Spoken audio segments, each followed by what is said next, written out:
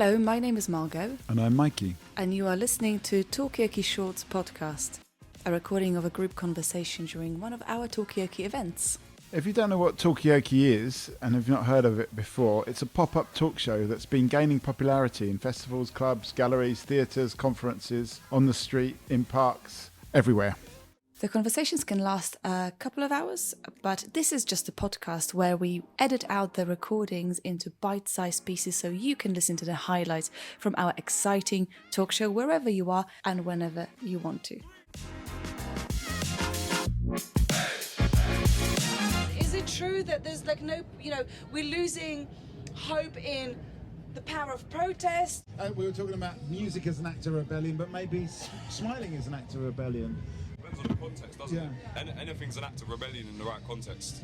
What are you rebelling against? Do you remember your first time when you kind of went out despite your parents' will and you got yourself involved in festivals, going out late, or were your parents just, whatever? I grew up in a very strict household, but the first time I ever went out, I got arrested.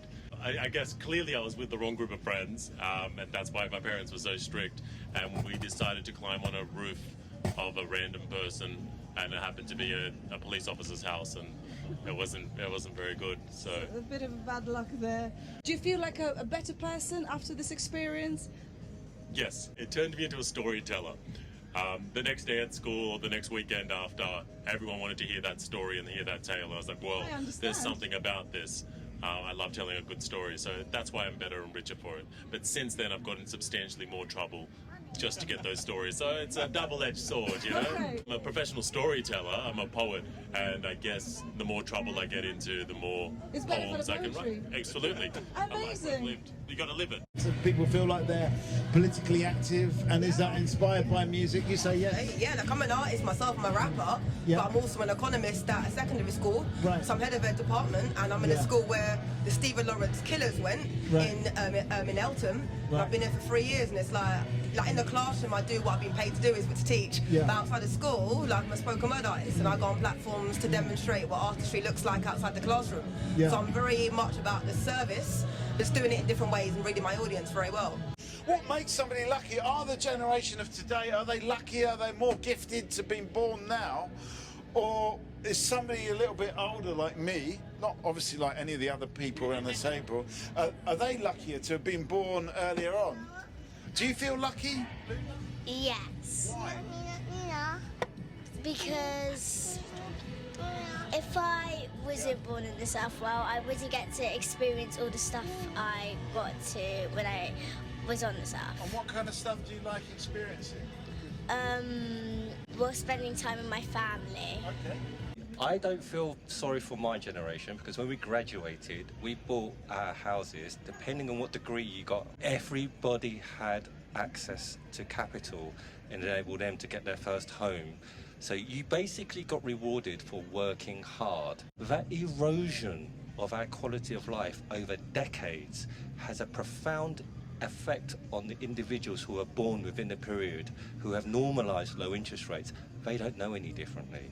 The people that do well don't do well because they work really hard. They either have to do something transformative technology-wise, or they have to rely on getting capital from the generation above them. And that is brutal. What we have is an entire generation of people who do not trust the rules of the game. So you have this anti-establishment vibe everywhere. Is this true? I mean, is this true that people just don't have the kind of time, or they're pressured to make their mark in 21 seconds? That sounds really super fast. I want to disagree very much. I mean, they don't have ideologies anymore. They don't have big stories. They don't have things to aspire to like that. They're given very petty, kind of like small, grubby kind of aspirations. It's like about money. It's about small things. We don't have big pictures anymore. You're not allowed to have a big picture. There isn't a big story and a big kind of like thing to get into. Something about it. I think if you can be angry, most people have anger towards things, but the difference of people is are you actively doing something about it? Are you solution focused in any respect, or are you just angry and just making up a lot of noise and just being part of the crowd? And I think if you're looking at a lot of artists that are using their platform just to kind of segue slightly, and they're doing so with a few words, that alone is action. I feel like a lot of people have got a right motion to stand on one side of the banner or the other, but people just stand. They don't do anything to move forward with it, and that's the main problem. People are very congregated around a crowd. There's a lot of hype around distraction, but actually pushing forward, there's few and far that would actually. There's a bit of a call to action going on. I mean, can I turn the mirror and say, what action are people taking around the people feel like they're politically active? For me, I mean, like, there's always been like protest music throughout, throughout time, like punk movement, and then I guess more recently, like maybe with some sort of political edge, people coming from a struggle like grime spawning out like the early 2000s and things like that.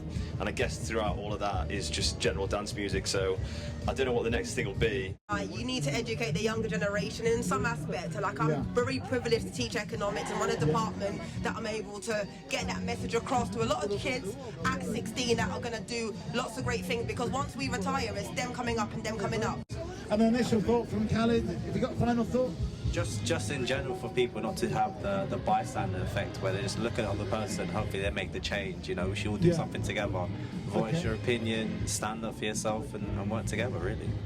I think it's the multiplier effect. Like if one person sees someone doing something and it's positive and in a small way, like the idea of being happy or being humble or being positive, I think now when you're older it means a lot more than you did when you're 5 or 10 or 15. Now you're trying to act like life, because having a real, genuine happiness goes such a long way in your own well-being.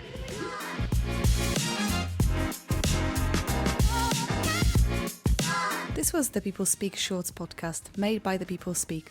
We would love to hear your thoughts about the subjects from the current episode and your feedback on your experience of listening to this episode.